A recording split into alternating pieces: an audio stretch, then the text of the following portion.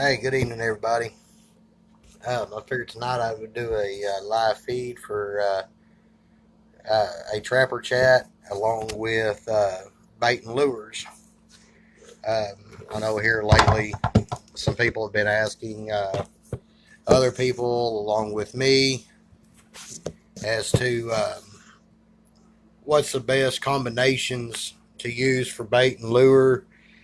What's the best combinations to uh, I guess best combinations with what baits with what lures, and then uh, traps and all that. So I figured I'll let a lot of people get in here. Good Lord, I already got 10 people. I'm sorry y'all jumped in so fast that I couldn't wave hi to everybody or say hi to everybody. James Outdoors, hello.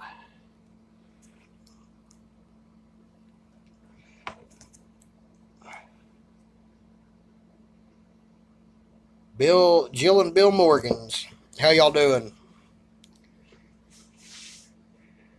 Jeremy Isabel, he don't count.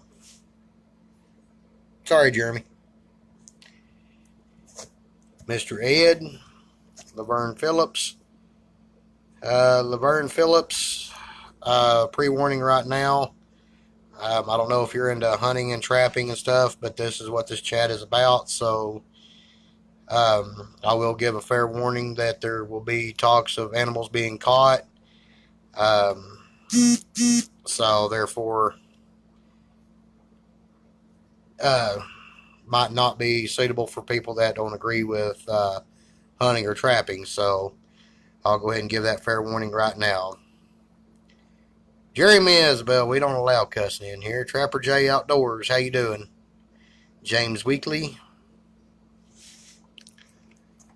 All right, well, guys, I'll let y'all ask the questions tonight, and I'll answer them to the best of my ability. So, whatever y'all want to ask, shoot for it, and we'll definitely see how we can make things work, answer the questions that you have. Basically, the way I'm going to do on the lures and the baits, this could be about any lures or baits, say from Hall Baker, Jill and Bill Morgan, myself, just any lure company or any lures out there. So, more or less, if y'all have any questions, we'll try to answer them. I know Bill Morgan's in here, so I imagine if you have questions about his lure, we can get him to chime in if want to.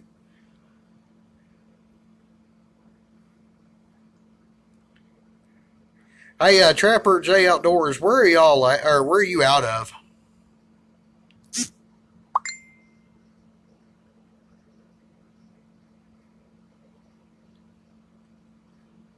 Well, but I'm going to start off with on the trapper end of things. I see a lot of people saying that what's the best trap for a coyote or what's the best trap for a bobcat, stuff like that. Northwest Missouri, heck yeah. But I'm going to simply say this. People say number twos, number threes are the best for coyotes, these MBs 550s. Myself, I use 175s pretty well only for coyote and bobcat and gray fox. In fact, my 175s, or the 175 is my number one go-to trap, period. For coyote, bobcat, coon, fox, skunk, badger, anything like that. Now, people say, well, that 175 is too small. I'm going to stop it right there and say bull butter. Almost every animal this year that I caught in that 175, I was running a 175 Victor, a 175 Sleepy Creek, and the 175 Bridger. And all three of those were getting solid whole foot catches. The gray fox that I got, it was in the Bridger 175. It had a whole foot plus 1 inch up the leg. one of my Bobcats, I use Duke 4-coil 175 and love them. Okay, Trapper J, I'm not much of a Duke fan. I did buy some Dukes to try them out. I bought some 175 offset jaw 2-coil, and I'm not a very huge fan of them. I think as of right now, I'll keep the Dukes on the side for a backup trap and use it that way.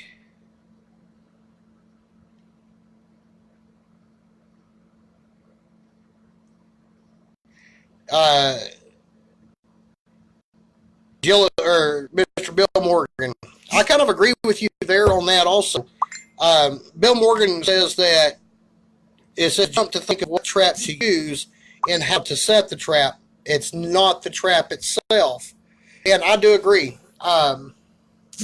You know, whenever I make my sets, I always do 7 to 9 inches from center of the pan to either my dirt hole or my cow turd or whatever I'm using, say for a flat set or for a double dirt hole set. I always set 7 to 9 inches.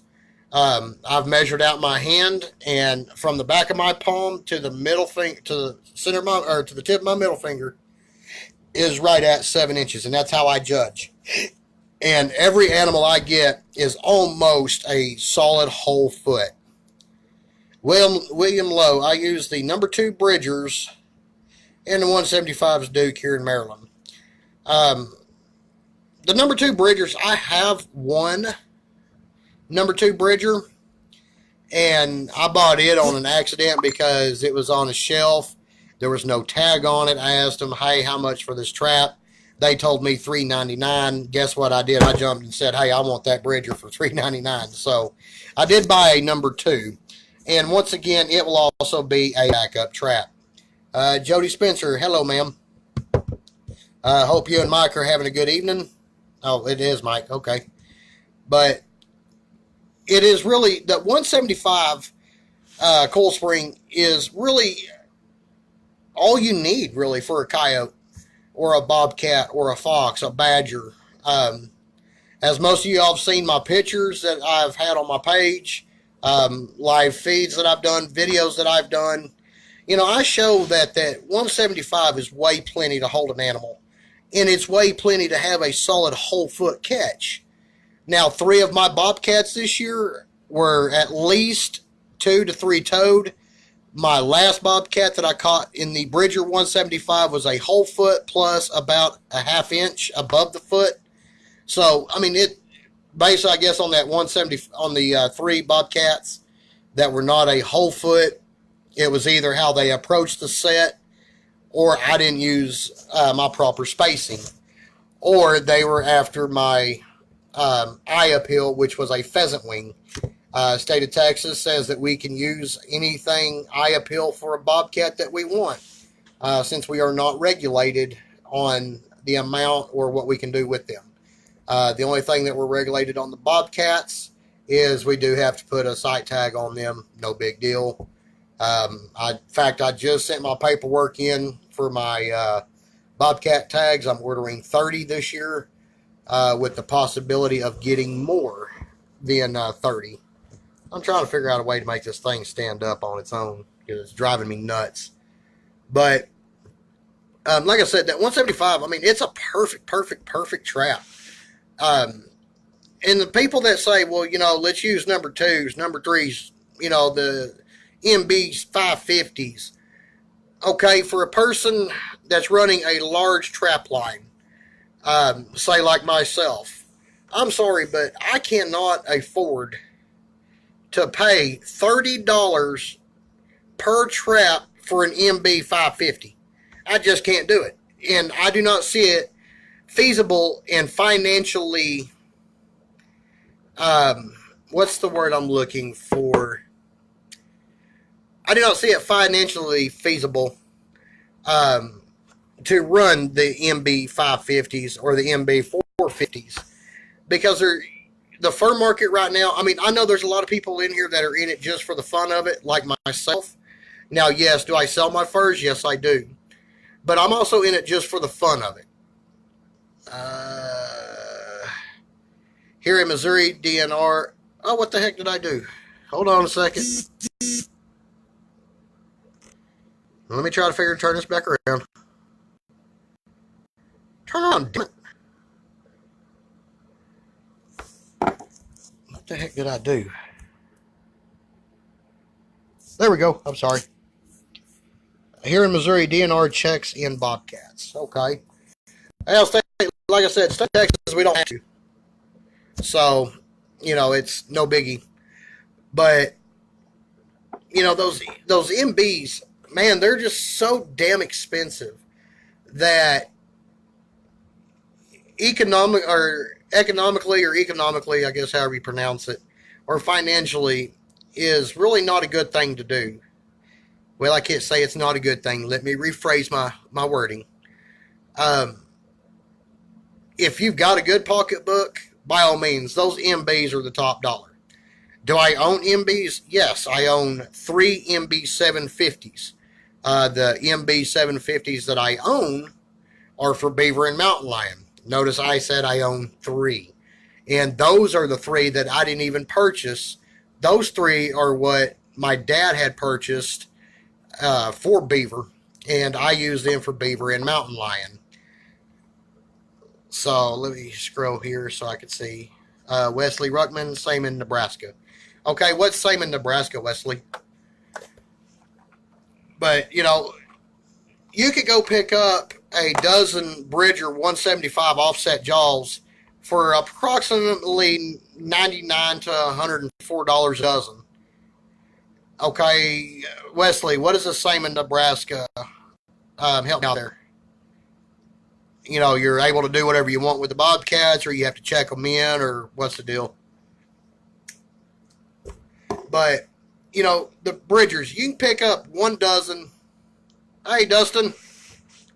But the Bridgers, you can pick up 1 dozen, you know, for, like I said, around $105 for 1 dozen, which comes out to approximately about $750, $785 a trap. Victors, you can pick up Victors a dozen, if I'm not mistaken. The 175 offsets are about $129 a dozen, and the Victor regular jaws are about I think I've seen them for about $120 a dozen. The Sleepy Creeks, they're a very high-end, good quality trap. They're a trap that you can, as soon as you take them out of the box, you dye them, whatever you do, then they're ready to go on the ground with no modification, except maybe having to loosen the bolt off a little bit on the pan tension. So, you know, it's basically out of the box, just like a Bridger, out of the box, ready to go. The Victors and the Dukes, you have to do modifications. Adjust the dog, you have to adjust the pan. It's just a little bit of all sorts of stuff that you can never get them to set flat or flush with the even of the jaws. The Bridgers, the 175 Bridgers and the Sleepy Creeks, as soon as you take them out of the box, set them, and I guarantee you can get that pan to set flush. But, you know, the Sleepy Creeks, like I said, I think for a dozen offset jaws, Sleepy Creeks 175, you can pick them up for about $129 a dozen also. Dustin, okay, why do you say you better get to Sleepy Creek soon? Well, I guess I will say this. I have heard video not working. I don't know why. I have heard Sleepy Creek is going out of business. Someone correct me if I'm wrong.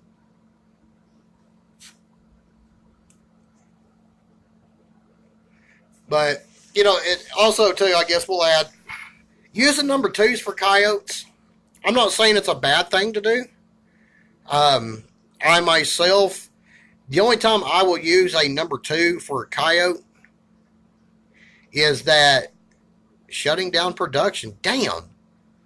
They're a good trap company. I don't know why they'd be shutting down production. But the only reason why I would use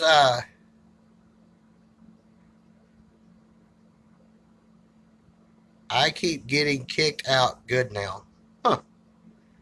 But the reason why I would use a number 2 in any of my coyote sets or bobcat sets, um, I'll use a number 2 as a backup. If I'm setting a double trap, um, either side by side or behind each other, then majority of the time I will set that number 2 as the back trap, or which would be the front trap going in, or the back trap from the outward from the hole. Um, I will use a number 2 doing that, and I have had problem coyotes before where I've gone in and just set just a single number 2 and wind up picking them up. But I've also set a 175 attached to a number 2, and I've picked them up in both, both 175 and the number 2. Both traps on a foot, one on a hind foot and one on a front foot, or one on both feet, or both on front feet. You got gifted 30 dozen. Did that say 30 dozen number 2s? Holy crap. Jesus, Brendan, that's luck right there. Garrett Allen, Garrett, if you want to hang in here, we're going to actually do lure talk if you want. And also, there's not just myself that's a lure maker. There's also a couple of other lure makers in here. Mr. Bill Morgan is a very well-known, high-quality lure maker. So, if you have any questions, Garrett, please feel free to ask. Mr. Garrett isn't a trapper per se, but he does a lot of coyote calling. I did sell him a bottle of Triple Treat and a bottle of fox urine.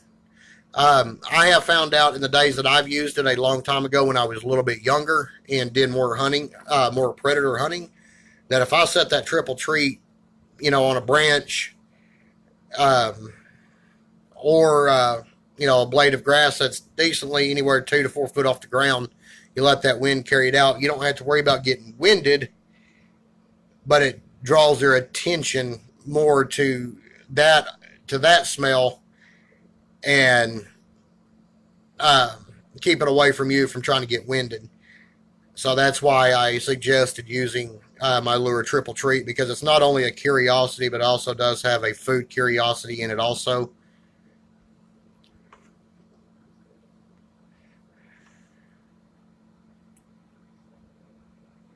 Okay. Hey, Keith, not a whole lot.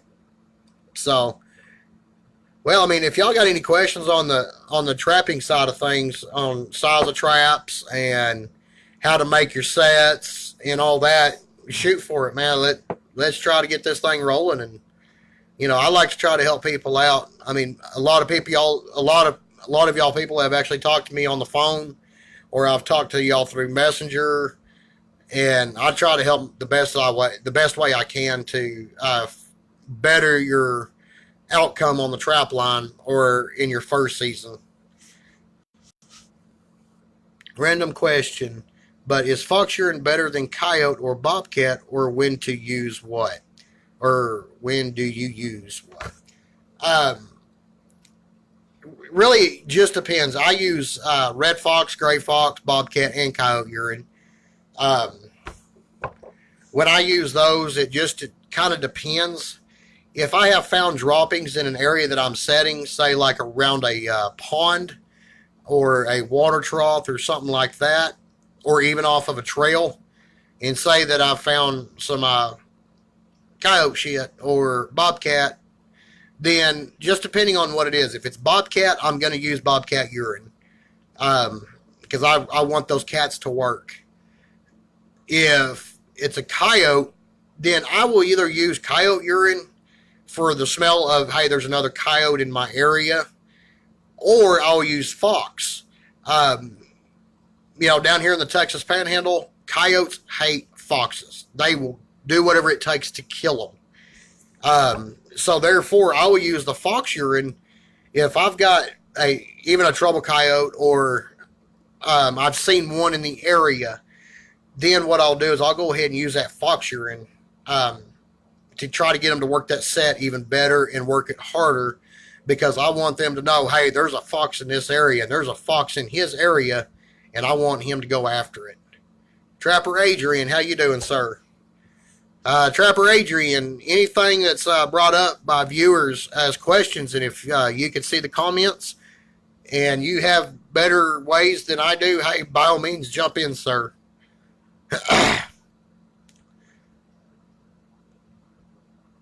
How much shearing per set on your calling? I would say just a good squirt of it. Since it's a flip top bottle, you can flip that top up and just kind of give it a good, healthy squirt. You know, it doesn't have to be a whole bunch. About equivalent to what the cap would be. A cap full of the urine, maybe just a hairlet more, would be perfectly fine. Saying that you're going to be using multiple sits on your calling, then, you know, that'd be the easiest way. It's going to, you put that odor out there. It's not going to be overly strong, but it's still going to mask the scent of you being there and better your chances of not getting winded. I don't know how coyote hunting is at night. I really haven't done it at night. I've always done it during the day. How much lure do I normally use per set, and how many lures? Just depending on the lure, what it is. On my double dirt hole sets, I use a meat bait, and then I use one lure. Sometimes I will find some coyote turds or bobcat turds and give a good healthy squirt of urine on it. And sometimes I won't. Sometimes I'll just let the double dirt hole set, the meat, and the lure do the trick. On the lure part of it, a little, about probably 2 capfuls. If you'll give me one quick second, I will get a bottle of my lure and I will show you roughly as to how much.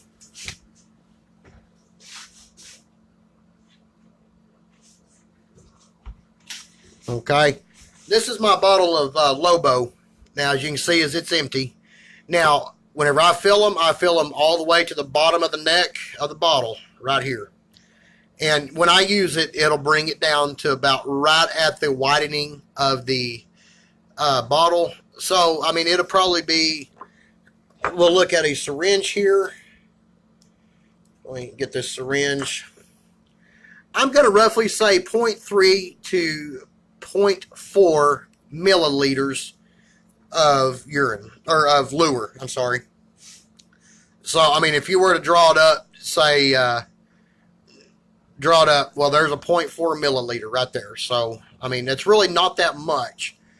Triple treat, when I use it on a set, use number 2 on coons. No, I do not use number 2s on coons, Shane. The largest, once again, I go is the 175. But let me finish the lure talk, Shane, and then I'll jump right back on the use for coons. But like I said, just about a 0.3, 0.4 milliliter rough guess per set. Triple treat, I use about 0.5 or so. It's a larger quantity that I make, so therefore I can be a little bit more lenient on how much I use per set. Also, it's a curiosity, and slash it does have a meat or a food group within that lure, so therefore, you know, I kind of want that good smell to get out there, and I want them to work that set harder. All of my other lures, I mean, I'll use, like I said, you know, about this much of that bottle per set. Normally out of a 1 ounce bottle of my lure, I can get anywhere from 4 to 8 sets per bottle, depending on how lenient I want to be or how stingy I want to be per set. My meat baits, when doing my meat bait, these are my applicators. Basically are large tongue suppressors. I'll get about 2 good healthy scoops and get inside that hole, and I may put just a little bit more. But I'm going to jump back over to a coon set, or a coon talk for Mr. Shane real quick. I don't use number twos for coons, and the reason being is because coons caught in foothold traps will have the tendency to chew on their foot and will chew it off. I've had that happen a lot. The 175, it's kind of hard for them to get their mouths in there between the pan of the trap and the jaw of the trap to be able to chew on their foot. Now, also, that's why I try to make on every set that I put in, I always try to put some kind of a stick or something there, because coons will chew. And if they have a stick to chew on, they're going to chew on that stick long before they chew on their foot. So therefore, and coyotes and the bobcats are actually the same way too. Same thing with badgers. Now the skunks, I've done the same thing, but they've chewed on their feet. Trapper J Outdoors, how many coyotes do I normally catch, or typically catch? This past year, I only trapped for 30 days, and they were not consecutive days. The first ranch I trapped on was for 15 days. I took a 2-week break and then put traps in the ground again for another 15 days. And I pulled 17 coyotes, 4 bobcats, 2 badgers, 6 coons, 1 gray fox, and 2 possums. Now, if I start from my Halloween weekend, that's when I'll start putting traps in the ground, all the way till March 1st or March 20th. I try to go to March 20th. I know you use dog proofs, but I don't, Mike. But typically during that time, the last time that I was able to trap that long of a span, I pulled over 150 coyotes in that span. The last time I was able to trap that full amount span. I was trapping a ranch that was approximately about 60,000 acres. It was on the bottom side of the Canadian River, and then also ran along the side of Lake Meredith. And, you know, that year I pulled 10 cats, over 150 coyotes, 4 beavers, 10 muskrats, no badgers that year. This year was the very first year that I've caught badger. But the 10 cats, the coons, I lost count. I mean, I got to the point where I quit counting the coons that year, because I pulled in well over 150 coons. But, you know, in the ranch that I'm on now, there is a very, very, very high population of coyotes and bobcats and coons on this place. The gray fox population is not very high. That was a good year, Trapper J. That was actually a year that my coyotes up here sold for about $6 a piece. And when that happened, that's the last year that I really hit the trapping hard. Is when my coyotes went for $6, my bobcats went for $15, and my beavers, my 4 beavers that I got that year, brought $2. So that's when I pretty well said, nope, as much gas and effort and all that I put into it, I was kind of like, I'm going to step away from a little while. Now, I did a lot of damage control on coons and skunks and possums and some gray fox and some coyote. But actually setting on a place that's a permanent place from start to end, I haven't had in quite a few years. So, I mean, it's kind of been a trap a couple weeks here and trap a month here, or, you know, 2 weeks here, or 1 week, or just a couple of days. But this year, it's a lot different. This year, I will start at the very beginning of my first season, or what I call my first season, which is Halloween weekend, all the way through about March 20th. March 20th is when my cats kind of start going out of prime. Same thing with my badgers and my beaver. If I get an opportunity for beaver, $100 bounty on badgers. Last I heard, for my area, my badgers were hitting 60. So that's actually a pretty good amount. My coyotes don't see many, though. And see, around here, we actually see a lot of badger, but we see more of them around the farmland.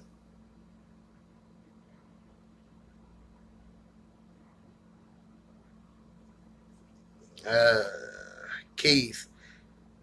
My song dogs are bringing about 10 or so. Same with flat tails. Never caught a cat.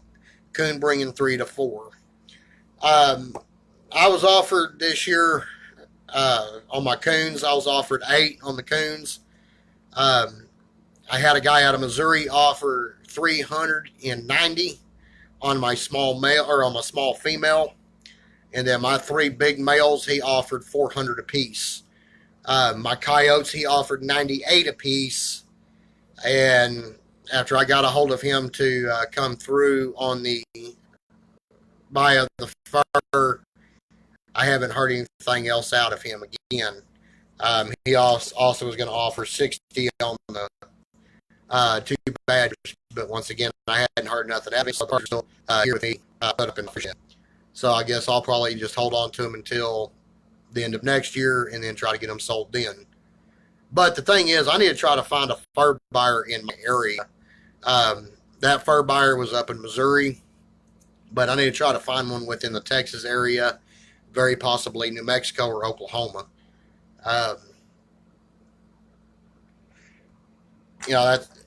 This year I suspect everything to be, from what I'm hearing, I'm suspecting fur prices to be fairly decent. From my understanding, starting high on western coyotes, western bobcats, which that's what I'll be hitting, are the western coyotes and the western cats. Also the double X coons.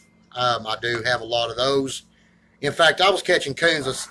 5 of my coons that I caught would go on a number 6 coyote stretcher. And they were huge. They were very huge coons. I had one coon that probably could have went on a number 3 or number 4 stretcher. He was pretty small. I should have let him go and, wait till the next year, but I didn't. But I know I just got off track. Shane, I'm sorry I did not forget about you, sir. On the coons, like I said, back on that, the 175, if you're going to use a foothold, I would say the 175 would be the best route to go on the largest foothold on a coon. 165, 1.5. Some people even use number 1s. Those work okay. The number 1s will not work in my area at all. I won't use the 165 or the 1.5 because I also have the possibilities of catching coyote or coon or coyote or cat or even badgers or gray foxes within that set. So therefore, I use that 175. That's why I say that 175 is my all-around go-to trap. And now on my coons, I mainly just set cage traps. And if I've got an area that I can set bucket sets with the 220s, I will set bucket set 220 conibear sets. And I've had some conversations with some people on how to use lure and baits on bucket sets or even cage traps. Now, this is what I do on trapping coons and cage traps or even bucket sets. I use one of my 3 lures, hucklebear, honey bear, or little bear. But you've also have got to add, some kind of a food, whether it be sardines, tuna, even cat food. Or my luck that I've got is I'm friends with the owner of a bait shop here in town by the name of Sharkins Bait Shop or Sharkins Bait Shop. Or it's actually called Sharkins Honey, good Lord, he's going to kick my ass if he sees this video. But it's called Sharkins. But, he saves all of his dead minnows and his dead perch and all that for me, and I'll use those. I'll break off a piece of it, throw it in the back of that cage or in the back of the bucket, throw some lure on it, maybe put just a small dab or 2 of the lure at the front of the cage or the front of the conibear.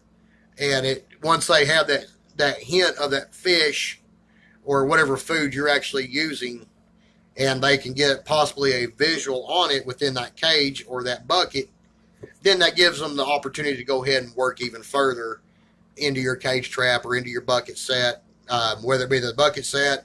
As soon as they cross that trigger, bam, they're done. Coon dead. The cage trap, even if they get in there and kind of get to playing around, trying to pick up the bait or whatever, then, the way mine are set, they're set very hairy. It don't take much to set that door down on a cage trap. So if they move around any bit in there, really, it's going to set it off. So always, I won't say always, it's your preference. My preference that I do is I use a food such as minnows, perch, water dogs, whatever that's been dead and frozen. I'll use that as my bait. And then my lure, which is a sweet lure, it's got a, kind of a good sweet smell. We know how coons love sweetness. I use that also to kind of give an extra hint of a smell in there. Hey, there's some food in here. Let's go in here and give this a try. And you pick up your coon either in the conibear or the cage trap. Now, do I use my coon lures on double dirt hole sets or in flat sets? Flat sets, no, I do not. If I can't make a double dirt hole set where I'm going to go after a coon or a coyote or a bobcat, then I'm not going to use a coon lure there.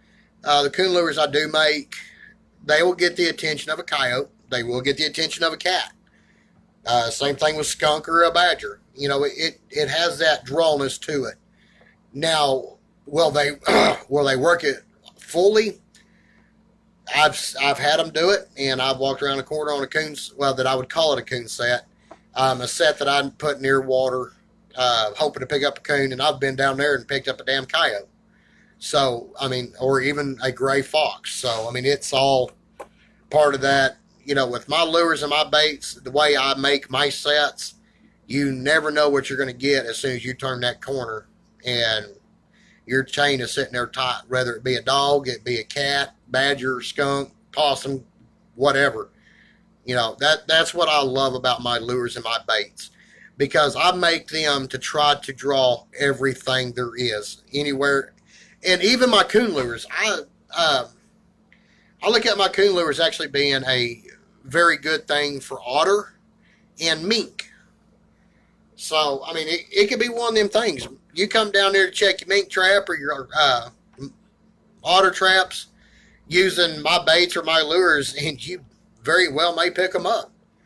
I have never in my life had the luxury of trying to trap for mink, nor have I had the luxury to try to trap for otter. So I can't say, well, they work for them. But I will say it's worth a try. The ones I would say that's worth a try would be, for the mink and otter, would be either honey bear, hucklebear, or little bear. Because they do have a sweet, but they also have a fish smell to them. And mink and otter like fish.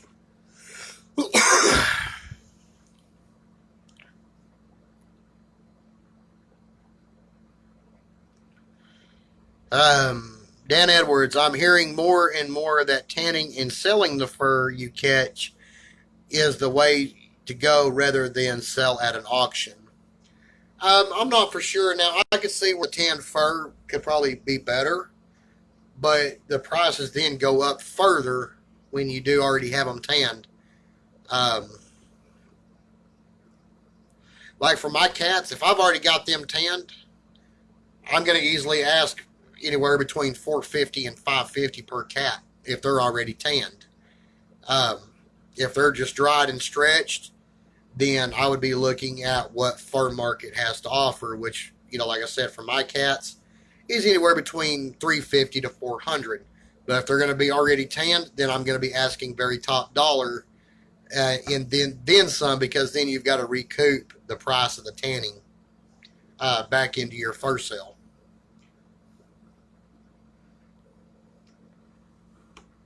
Oh, also, since I've got most people on here that do know what's going on, tomorrow at 9:30, Thursday at 9:30 in the morning, me and Bonnie are leaving for Lubbock. We talked to her doctor last Monday when she got out of the hospital from the last bout of the seizures, and her doctor wants her down there like to now. So they moved her actual doctor's appointment from October 21st to tomorrow. So, I mean, that's how fast they actually want her there. So I just figured I'd let everybody know that we will be going to Lubbock first thing tomorrow morning, so that Dr. KJ Uman can try to figure out what's going on with these seizures. Will we be staying down there a week? I'm not for sure. That's all going to be on Dr. Uman. We don't know. We're kind of going down there blind right now, so we don't know what's really going to go on. Dan Edwards, meaning selling the tanned fur yourself rather than at an auction. Yeah, but you've also got to find the right market that's asking for fur. Clothing designers, yes, they can ask for it. Taxidermists, and I guess probably outdoor events would be also a good marketplace to sell your tanned furs. I do agree with that, Dan. But a lot of people that would be at the outdoor events, you know, say a kid walks up, oh, that's a pretty coyote and blah, blah, blah, blah, blah, or a pretty bobcat, and they see a price tag on it, you know, on a coyote, say $100, or a bobcat, $500, they're going to shy away quick. Will you be making a muskrat or mink specific bait this year? No, sir, I will not. The reason being I won't is because, for one, not having the opportunity to trap them, I cannot make a specific bait or lure for them. So therefore, I say no. The muskrat, I don't even know what the hell them things like, except the muskrats that I caught them in a very small cage trap used for squirrels, using vanilla wafers with vanilla abstract on top of it, and apples. I did throw apples in there also. That's how I caught my muskrats that one year. But I will be making a beaver lure this year. It'd be the exact same mixture that I used when I caught the 4 beaver on that ranch a few years ago. It's got the smell of the apple, which that's what I used, was an apple tree with apple abstract on the tree, along with another lure. But I'm taking those two and putting them together, and it would be the exact same thing that I use. So I will be making a beaver lure this year, and marking it out. The market on the beaver lure, I have not really set the price. Actually, I did set the price. I have to go back and look at my price book as to what I set it. And unfortunately, the price book is actually in my phone on that particular lure itself. All of my other prices that I have on my lures and my baits, I have here on the wall. I'm selling them by the 1 ounce, the 4 ounce, 8 ounce, and bulk. So the bulk sizes are actual different amounts of how many ounces is in it.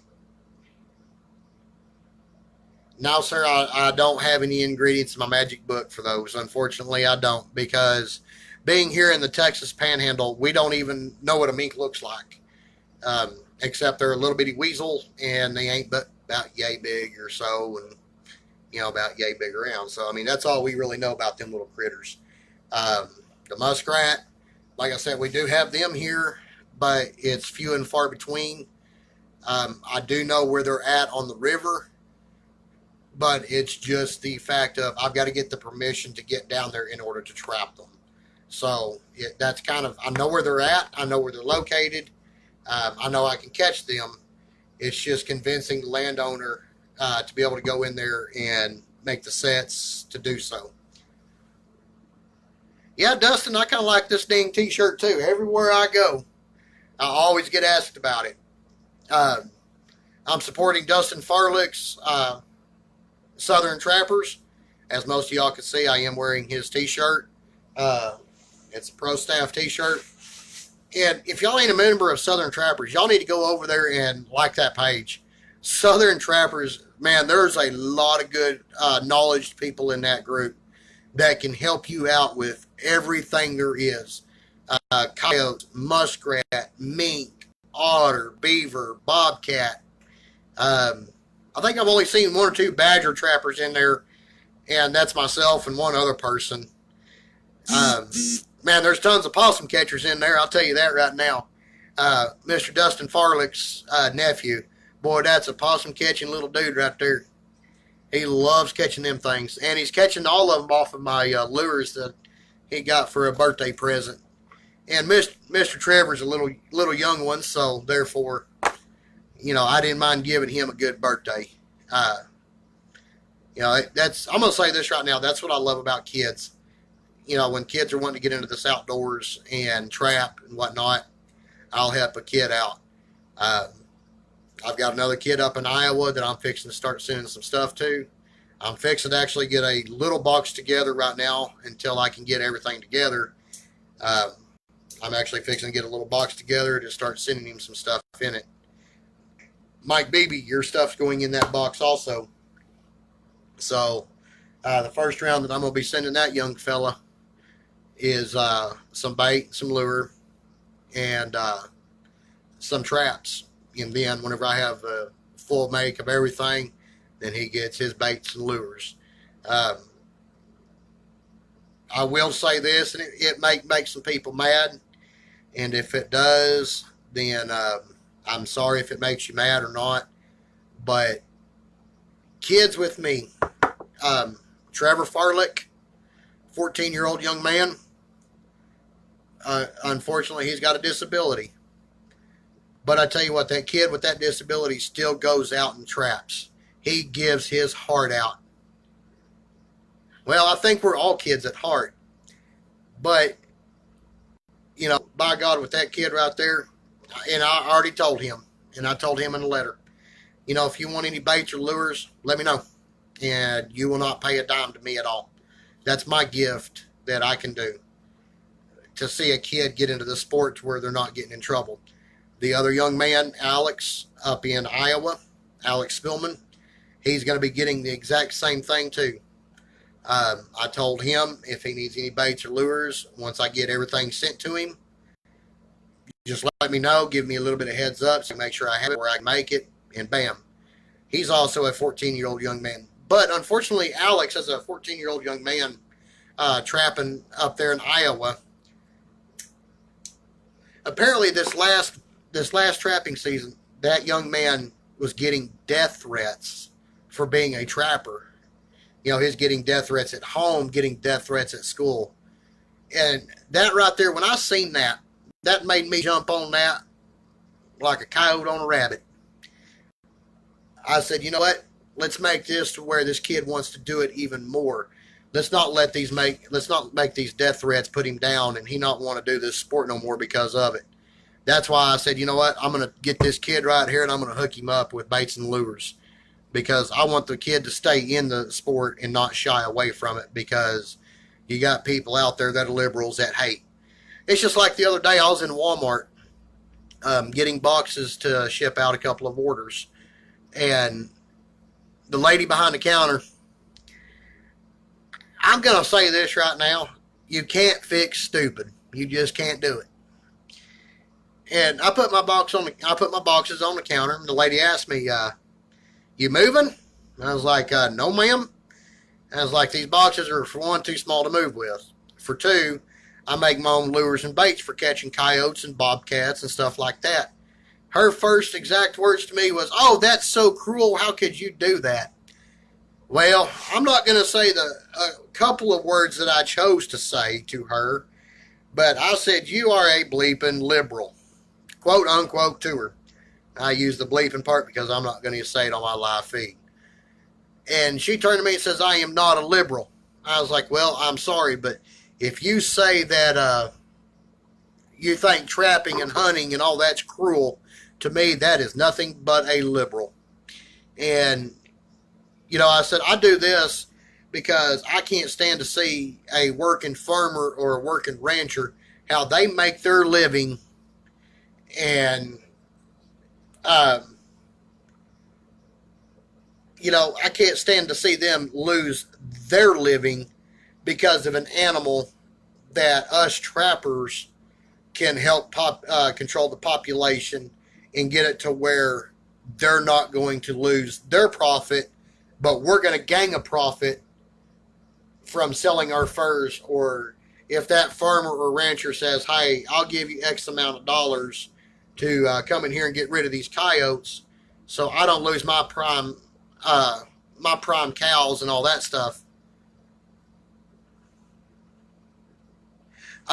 Trapper J, I actually had my bobcats and a couple of coyotes done at Walmart back in April, and there were 4 ladies and a guy working back there. And when they handed them to me, 2 of the ladies was like, "These are so cool. Where did you get these animals at?"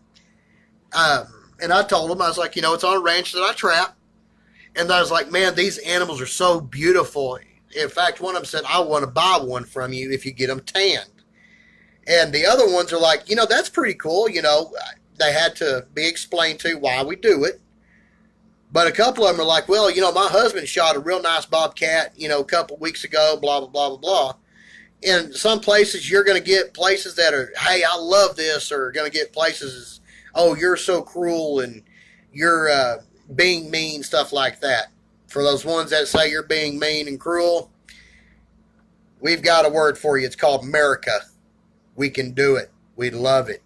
And we love to help the environment by trying to control the population of the animals that can create diseases or cause death to farmers and ranchers, cattle, chickens, horses, whatever. So, go ahead and send an invite if you can, Dan.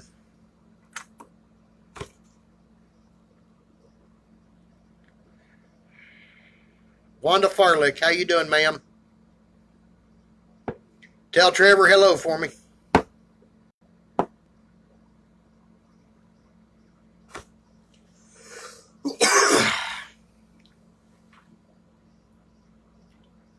Dan Edwards sent me an invite and I'll beam you in.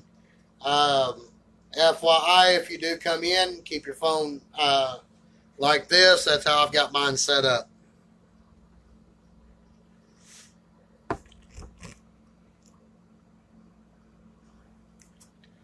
Okay, I'll go ahead and approve, Dan.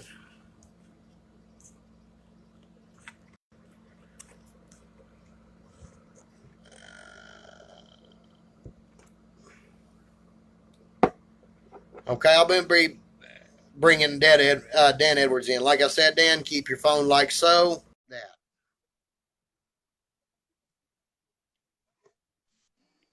Hey, my trapping brother. How you doing tonight, man? For Adrian, I know. Hey, my trapping I'm doing pretty good. How about yourself?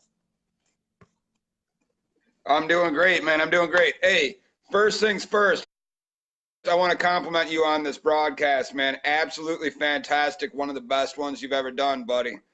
This thing has been an awesome broadcast, and I can't wait to hear the rest of it. But I wanted to jump in here real quick. For everybody that doesn't know, Dan Edwards, Mad Nasty Trapping, big-time supporter of my man Michael Taylor right here and his products all the way across the line. Top-notch guy, guys. Now, going back to the topic of the cruelty and the haters, okay? I got a phone call this week from somebody that some of you guys might know, Rich Goss, the guy that I mentored through the last season. And he came up with a story that pertains to what you were just talking about. He calls me up and he says, hey, I got a story for you. I was going through garage sales as I typically do, and if there's, sporting good items, camouflage, etc., I walk in there, and the first thing I do is I say, hey, I see all your camouflage, etc. By chance, you got some used traps you'd like to sell? And this happens to be just one of those, okay? He walks into the garage sale, walks up to this older gentleman that's inside the garage sale and says, hey, sporting goods products here. By chance, do you have any traps laying around you'd like to get rid of? And the guy's like, yeah, you don't see them out here? I know I've got some. And he goes, opens up the door of his garage at this garage sale, opens up the door and asks his wife. And he goes, hey, wife, don't know the name. I had some traps laying around. By chance, did you see those? I got a younger gentleman out here that would like to buy them. And the wife from inside the door says, oh, I threw those things out a long time ago. Those are inhumane and cruel. And it ruined the sale and it ruined the future catch. And to my friend, Rich Goss, to close out this story, I says, you know what your response should have been? Well, it's a darn shame. I wish I had the day and the time that went out to your curbside, because I'd have gone garbage dumping and got myself some free traps. Yep. Ain't that crazy? That's the way it's been. And I've heard it too myself going to garage sales. And as a mad nasty trapper tip to everybody out there, if you go to garage sales and you see sporting good items in the garage sales, look on the shelves behind the tables. And if you see a live cage trap, offer to buy it. A lot of times these guys will be happy to sell it. They like to go and buy these cage traps to catch a groundhog or a skunk or whatever. And then they catch that one skunk or whatever, and it sits on the shelf for years. They love to go and sell them for $3 to $5. It's awesome. I picked many of them up that way, and that's your mad nasty tip. I picked my Bobcat cage trap up free because of that. I picked up a large Bobcat cage about it was back in April. They had it sitting out there trying to catch an armadillo. And they caught the armadillo and it just sitting out there. And I was like, hey, I'll give you $10 for that cage. And I was like, their exact words is, hell no, you do too much for us. Go out there and you get it. It's yours. You can have it. Ain't that the best? That's a $100 cage trap.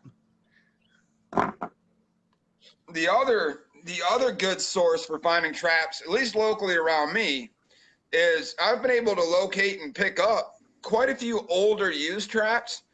Don't be afraid to go with your women and, hit up some antique stores, because antiques and resale stores, you will walk in there and in the nooks and crannies and tucked way in the back of a lot of these antique stores, you'll find that bundle of 3 to 5 foothold traps. Yes, back from like the 40s, 50s, and 60s. And chances are good that number one, they probably still work well. You can still use them out in the field.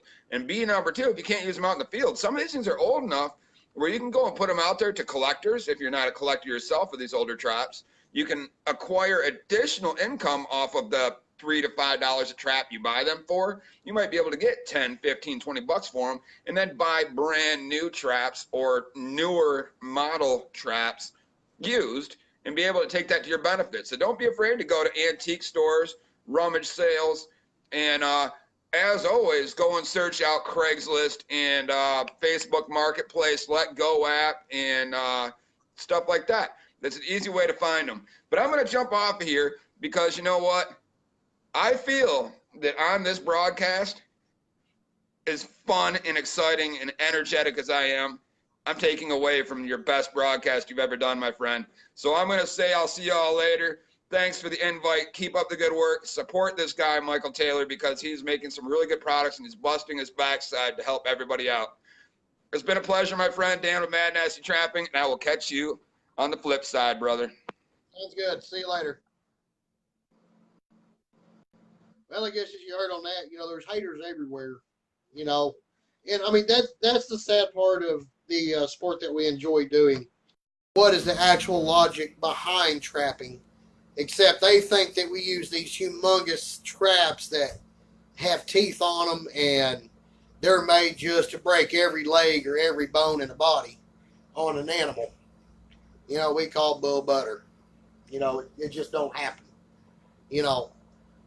Now, this MB750 I own, yes, it does break skin. Yes, it has broke a beaver foot. Unfortunately, that happens. Now, my Victors this year did not break skin at all. Unfortunately, my Sleepy Creeks did, and so did my Bridgers. But, it broke skin just like it would a scratch. You're out there in the yard and you brush up against a tree limb, you got a scratch on your arm. That's about how it is. No big deal. Harm. The foot ain't broke. That animal's not in no pain, suffering.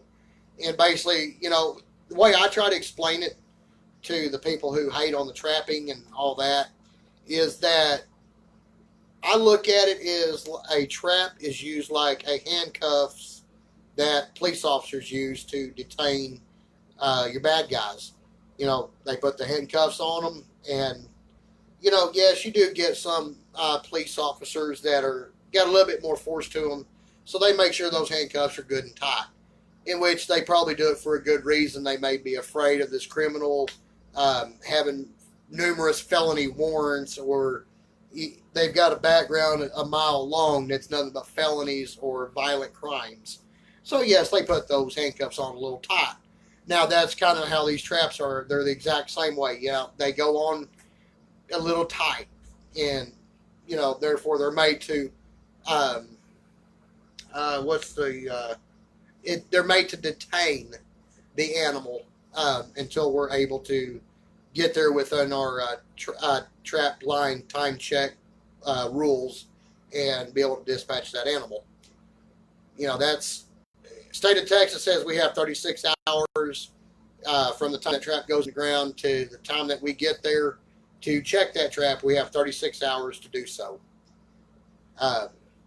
Some places you may get lucky enough, and the farmer or the rancher or the landowner, you know, can see out their backyard, and you can make a phone call and say, you know, hey, by chance, have you seen anything in that trap?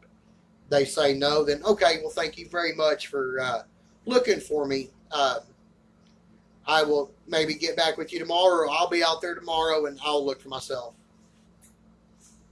I'm fixing to go to bed, Jimmy. You go to bed too, buddy. You got to work. I got to drive. But Mr. David Albritton's actually got a good point. I do need to go to bed because I do have a long day ahead of me tomorrow. That drive to Lubbock sucks, and then the drive back, provided we don't have to stay down there. But, well, guys, I'm going to go ahead and end my video tonight. Like I said, David Albritton's got a damn good point. I need to go to bed. I've got a long day tomorrow. So, everybody, hey, I appreciate y'all watching tonight. It's kind of an off-the-wall subject, kind of a fast, hey, 30-minute notice. But I appreciate everybody for watching. I appreciate everybody for following Tailors Trapping Lures and Supplies and Tailors Trapping Lures and Damage Control Trapping. Everybody, I hope y'all have a good, safe night. I appreciate everybody that was on this video. I appreciate everybody asking questions. So, hey, everybody, y'all have a good, safe night. If you got traps in the ground, hey, may your traps chains be tight. And good luck with your critters. Everybody have a good night.